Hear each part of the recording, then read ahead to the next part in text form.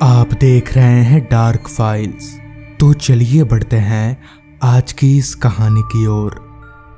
सर्दियां आ चुकी हैं। हमारे गांव में अब सारे लोग जल्दी सो जाते हैं।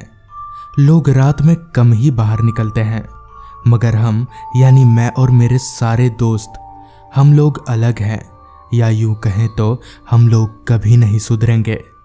ठंड के मौसम में लोग जहां रात में कम बाहर निकलते हैं, वहीं हम सारे दोस्त मिलकर रात में एक जगह पर बैठकर आग जलाते हैं और आग का मजा लेते हैं। ऐसे ही एक रात जब हम सारे दोस्त पुराने पीपल के पेड़ के नीचे बैठकर आग का लुत्फ उठा रहे थे कि तभी हमारे गांव के रहने वाले रमेशर काका चलते हुए हमारे पास आकर बैठ गए।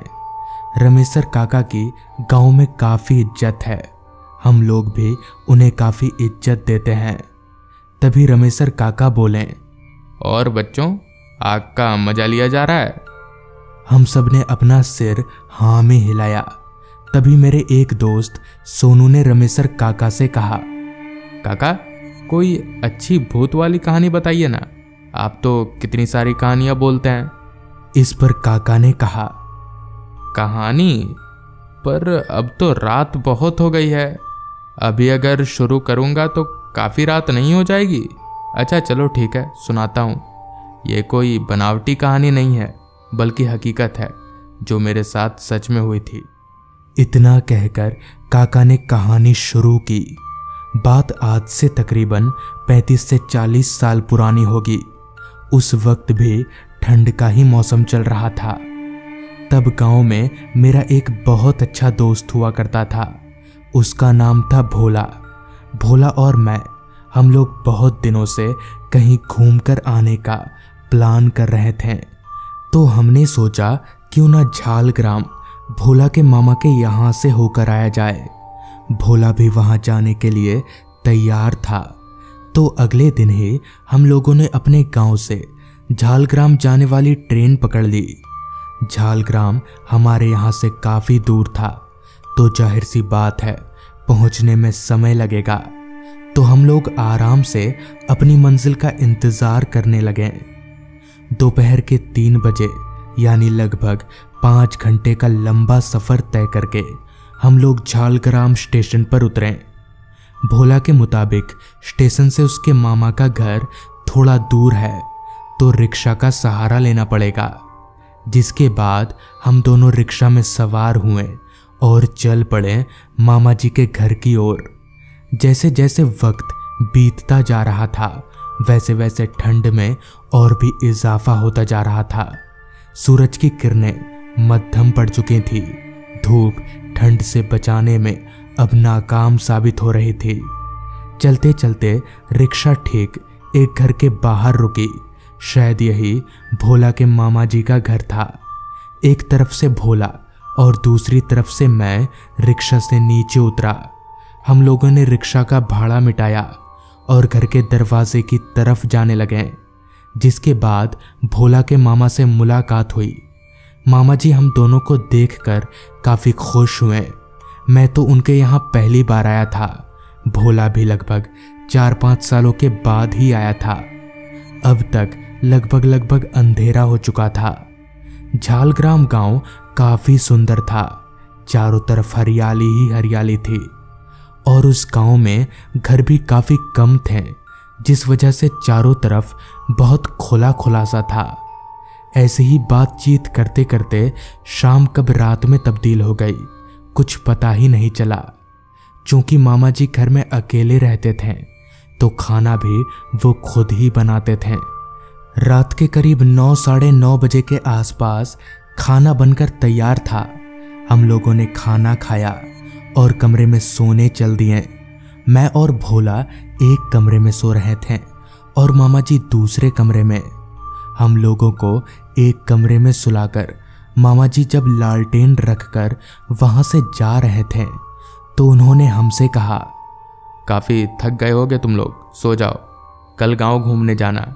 और हाँ, रात में अगर कोई हलचल हो या किसी भी तरह की कोई आवाज़ आए तो उठने की ज़रूरत नहीं है, मैं बगल के कमरे में ही सो रहा हूँ, मुझे मामा जी की बात थोड़ी अजीब लगी कि आखिर यहाँ कैसी आवाज़ आएगी, मगर मैं कुछ नहीं बोला और मामा जी की बात में हामी भर दिया। जिसके बाद मामा जी वहाँ से चले गए। मामा जी के जाते ही मैंने इस बात का जिक्र भोला से किया तो इस पर उसने कहा, पता नहीं यार, मैं भी तो काफ़ी सालों के बाद ही आ रहा हूँ यहाँ पर। कुछ नहीं, मामा जी की तो आदत है ऐसे डराने की, छोड़ तू चल। मैंने भी सोचा शायद मामा जी ने ऐसे ही बोल दिया होगा और फिर मैं और भोला यहाँ वहाँ की बातों में मसरूफ़ हो गए। भोला उस गांव में कौन कौन सी अच्छी घूमने की जगह हैं वो बता रहा था और मैं उसकी बातों में हामी भर रहा था। रात के साथ ही साथ अब ठंड भी काफ़ी बढ़ चुकी थी। ऊपर से गांव में ठंड कुछ ज़्यादा ही होती है। धीरे धीरे अब मेरी पलकें भारी होने लगी थी, मुझे नींद आ रही थी। और फिर भोला की बातें सुनते सुनते कब नींद ने मुझे अपने आगोश में ले लिया, कुछ याद नहीं। ना जाने कितनी देर बाद, मगर जब मेरी आंख खुली तो मेरे कानों में एक अजीब सी आवाज़ आ रही थी। थोड़ा और ध्यान से उस आवाज़ को सुनने पर पता चला कि वो आवाज़ घर के बाहर से आ रही है।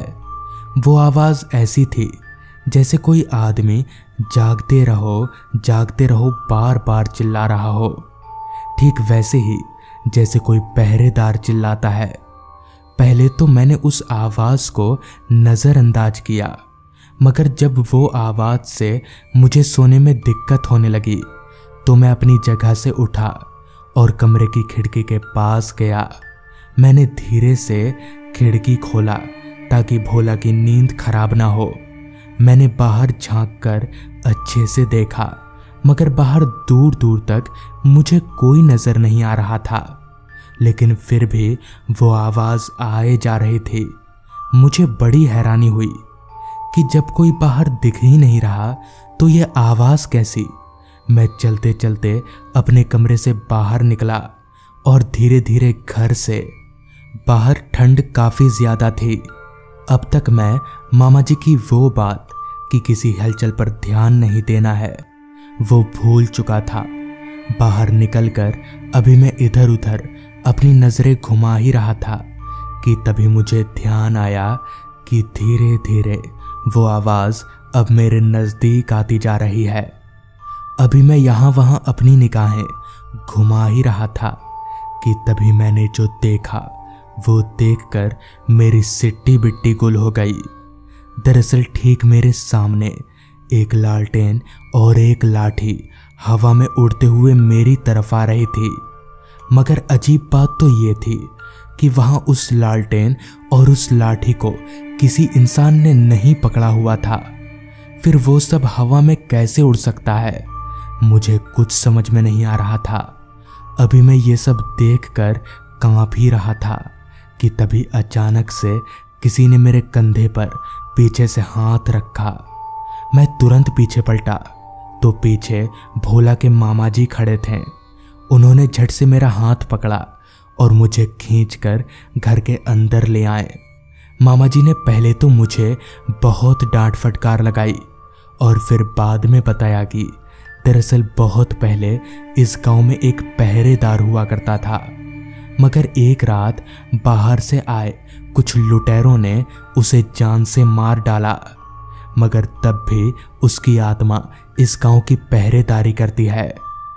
रमेशर काका की कहानी सुन हम लोग काफ़ी डर गए थे और फिर सब अपने अपने घर चले गए। तो दोस्तों, ये थी आज की कहानी। अगर आपको ये कहानी पसंद आई हो तो चैनल को ज़रूर सब्सक्राइब कर लें। तो मैं आपका दोस्त आर्यन जल्द ही मिलूँगा आपसे ऐसी ही एक कहानी के साथ।